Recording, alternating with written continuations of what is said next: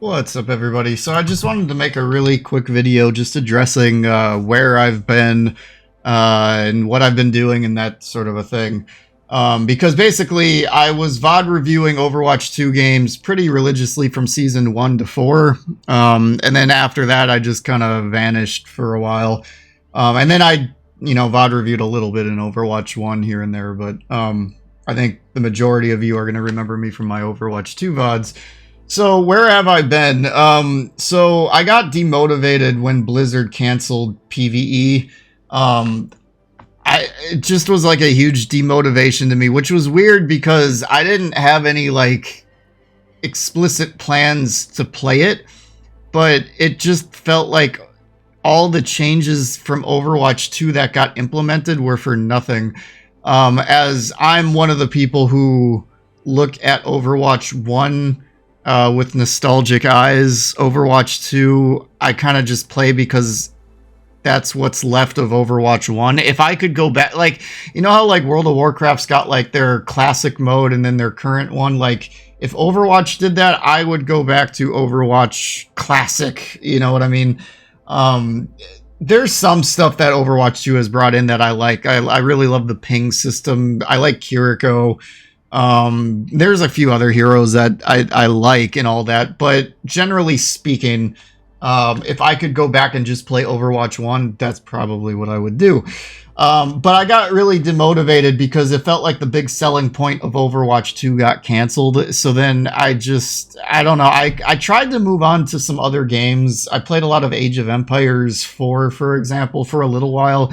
But nothing really kept me from not playing Overwatch. Now, I had my ebbs and flows a little bit while I was gone in terms of what seasons I played a lot versus not as much. But, I never actually left.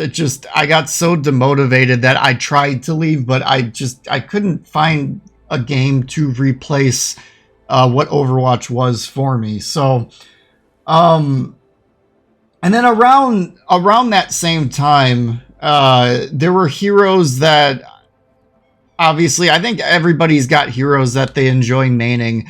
And it just so happened the ones that I liked to main at around that same time felt like throw picks. So it's like I was really demotivated by what the future of this game held. When I wanted to play the heroes that I enjoyed playing, I felt like I was a weak link for my team, regardless of how well I played on them. Give or take a little bit. And that was a little demotivating too. So when I couldn't play, say for example, like Lucio is a character I really like to play. He's probably the guy that I've got the most hours in the entire game on. During a large chunk of that time where I was absent, Lucio just felt like a weak hero. He at times still kind of does, but yeah, that was another reason. And then the last reason that I'll give is, so for those of you that play with people, I think you'll understand this one a little bit more than people who just solo queue in this game. I don't know what the give or take on that for my audience is, but when I used to play at the very beginning of Overwatch, I had a friends list full of people and they all played.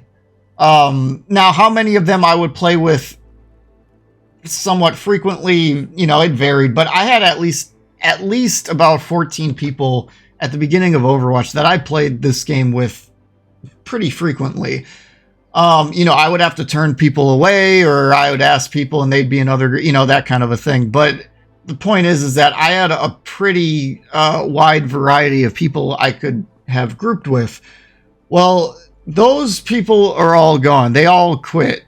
And I was down to 2 people that I played this game with somewhat consistently. The consistency varied a little bit, but I would at least get like 1 to 3 days a week playing with them. Well, they've all quit. So I'm literally down to just solo queuing at this point when I do play this game. Now, for any of you that solo queue on at least a somewhat regular basis, you'll understand the frustration that I am trying to convey here by just only playing solo queue.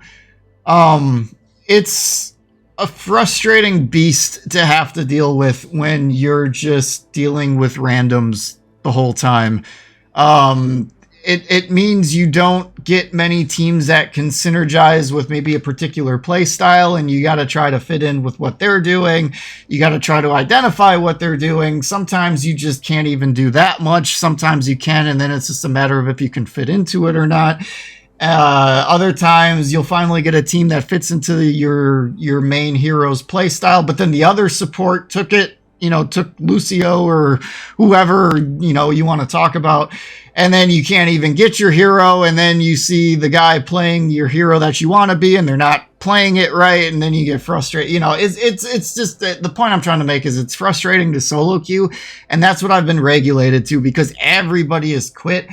And I don't know if you guys can tell, but I'm not like a 22-year-old gamer who can just pick up with just about any age group at this point. I'm in my upper 30s, so trying to find friends in this game is difficult because one, there's an age group disparity thing, but two, then there's also the skill gap. Like, I'm sure there's plenty of 30-something-year-old people that play this game, but are they playing it at a low Masters upper Diamond level gameplay level? And that's where some of the difficulty comes in. It's hard to find people that match your synergy of play style while still being in a pretty similar rank and fit your own kind of maturity / age group type of a thing. It's difficult.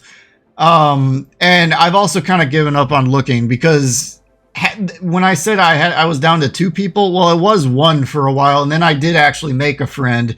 But he's moving on to other games. He gets frustrated playing this game. He's constantly balancing between 2 of his accounts being suspended here and there. So, that's actually another reason. I'm actually kind of annoyed at the reporting system of this game, but maybe I'll make another video about that as time goes on, as I want this video to be kind of short. So let's move on to what's my schedule of video releases going to be moving forward now that I'm back, so to speak. And it's basically going to be a pretty casual release schedule. It's going to be when I have time. And when I'm motivated to do a coaching video. So what's probably going to happen is you're probably going to see stretches where you'll see lots of videos followed by a stretch of no videos, or maybe you'll get one here and there. But there is not going to be a schedule I'm going to hold myself to. It's pretty much just going to be when I'm in the mood to make it, when I have the time to make it, and that kind of a thing. Last but not least, why do I only review support games? So support is where I spend about 90% of my gameplay. I will occasionally play DPS. I haven't played DPS at all in Season 10. And I only probably put about 5 hours into DPS in Season 9, just to give you an idea of like how little I play outside of the support role. I don't think I even touched tank in Season 9. I don't think. Which is weird because I actually, when I do play tank, I like to play Winston, and Winston was really strong in Season 9. So I don't know why I didn't really try to see what I could do on tank there. But I digress. I pretty much exclusively play support. When I do play DPS, I play a lot of projectile DPS. I don't see a lot of people asking for projectile DPS VOD reviews when I do look for them. But if somebody wants a Tor, May, Symmetra VOD review, I might maybe throw one of those in there here and there. Those would be the 3 DPS I play the most when I do play. But again, I don't play a lot of DPS. I don't play tank very often, and my rank at tank is not at a rank I should be VOD reviewing. DPS I play at about Diamond 4, give or take. Some of it'll kind of depend on how much effort I actually like put into trying to climb in DPS.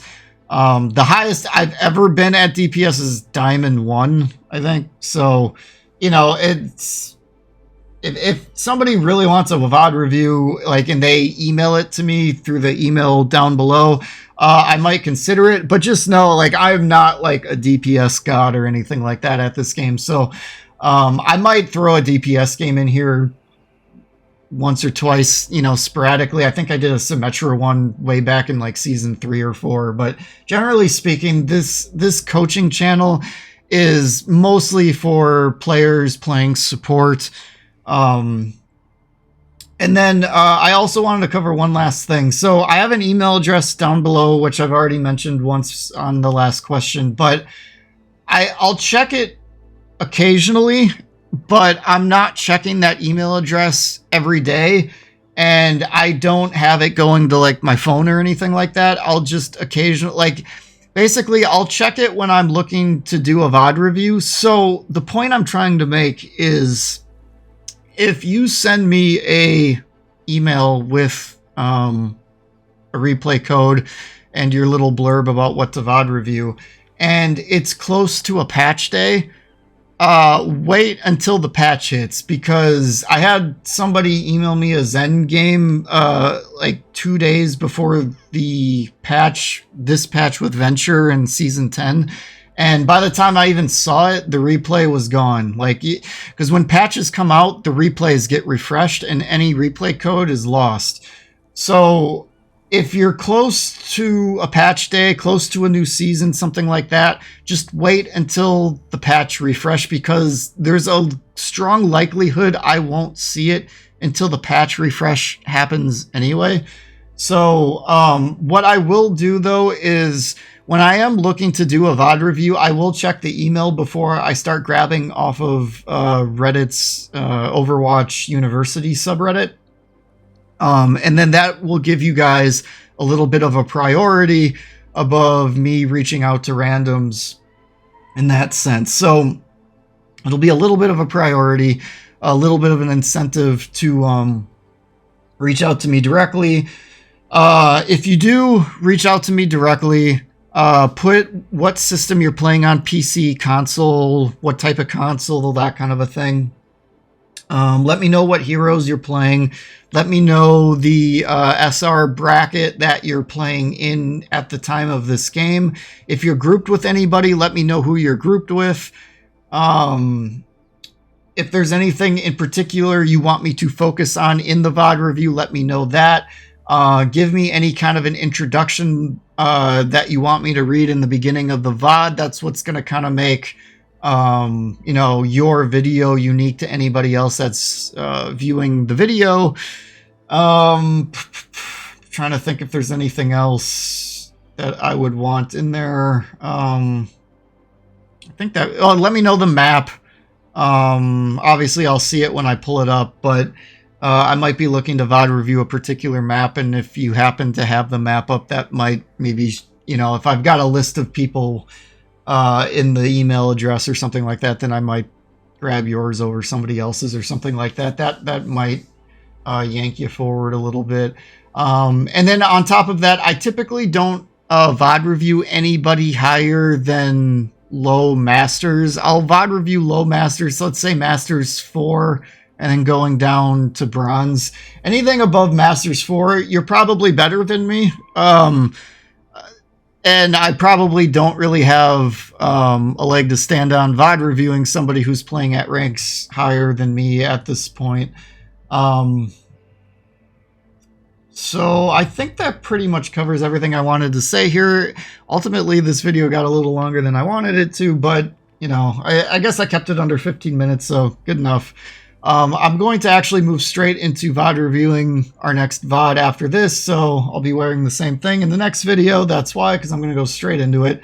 But yeah, if you guys have any other questions for me that you want me to address, either in my absence or for anything that the channel might hold in the future, feel free to leave a comment and I'll get back to you that way and try to give you some kind of an answer on your question. So thank you guys for watching, and I'll catch you on the next one.